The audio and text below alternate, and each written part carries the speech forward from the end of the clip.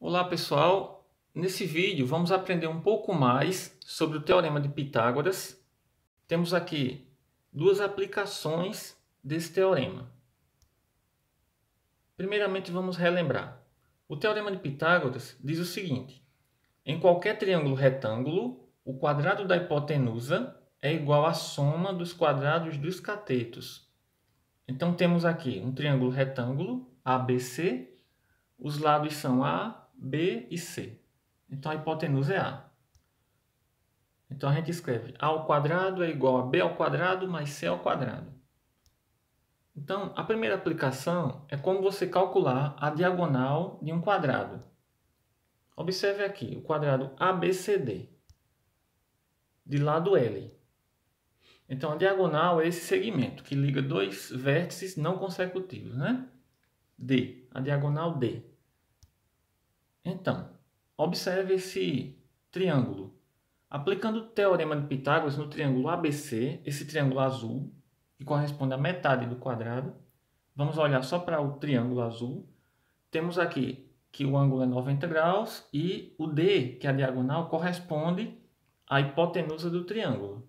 Então, pelo Teorema de Pitágoras, D ao quadrado é igual a L ao quadrado mais L ao quadrado. Podemos dizer que D ao quadrado é igual a 2L ao quadrado. Tirando a raiz quadrada, fica D, sem o 2 expoente, né? E do outro lado fica a raiz quadrada. Podemos cancelar esse expoente com a raiz. Daí o L vai para fora da raiz. Então a diagonal vai ser igual a L, que é a medida do lado do quadrado multiplicado por raiz de 2. Então isso aqui é um caso particular do Teorema de Pitágoras. Vamos a dois exemplos?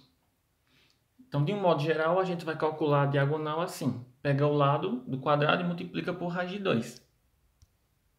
Então, nesse caso aqui, se o lado é 4, a diagonal vai ser 4 raiz de 2 centímetros.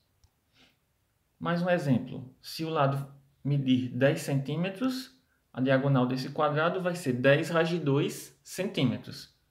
A raiz de 2 é aproximadamente 1,41. Então, é só multiplicar e você vai ter o número decimal. Outra aplicação do Teorema de Pitágoras é como descobrir a altura de um triângulo equilátero. Observe aqui, esse triângulo de lado L. Os três lados são iguais, né? E a altura H. Vamos descobrir essa altura. Então, primeiro, vamos pegar aqui a metade dele, o triângulo retângulo que a gente formou, é a hipotenusa, é o L, é o lado, e o H, que é a altura, corresponde a um dos catetos. O cateto menor é L sobre 2, porque é a metade, né, do lado do triângulo.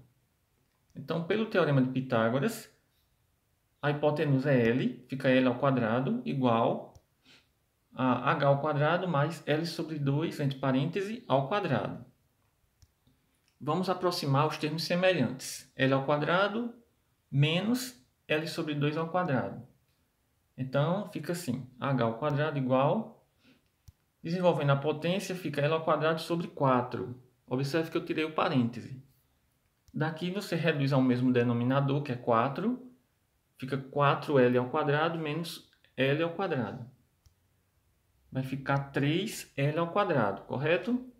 Tirando a raiz quadrada, vai ficar H igual a 3L elevado a 2 sobre 4. Cancelando o expoente aqui do L, então o L vai para fora da raiz. E a raiz de 4, que é o denominador, o resultado dá 2. Quer dizer que a gente pode simplificar e a altura do triângulo equilátero vai ser calculada assim. L raiz de 3 sobre 2. Então vamos a dois exemplos. Temos aqui a letra A. Um triângulo equilátero de lado 5 centímetros. A altura dele é calculada assim. 5 vezes raiz de 3 dividido tudo por 2. Essa é a resposta. Letra B. Se o triângulo equilátero tiver 12 centímetros de lado, a altura dele vai ser H igual a 12 raiz de 3 dividido tudo por 2. Podemos simplificar o 12 com o 2, vai ficar 6. Então, essa é a resposta, 6 raiz de 3 centímetros. Então, pessoal, espero que você tenha entendido as aplicações do Teorema de Pitágoras. E até a próxima!